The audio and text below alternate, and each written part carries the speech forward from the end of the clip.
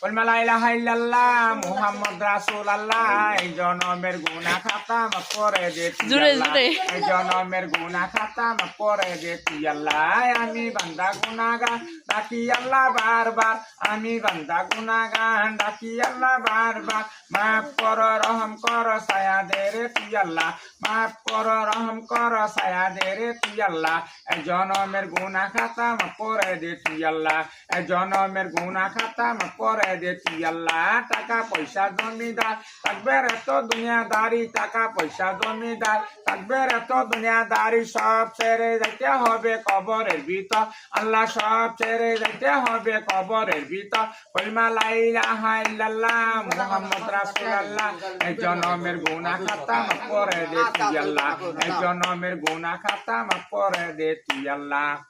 আল্লাহ বিদায় করো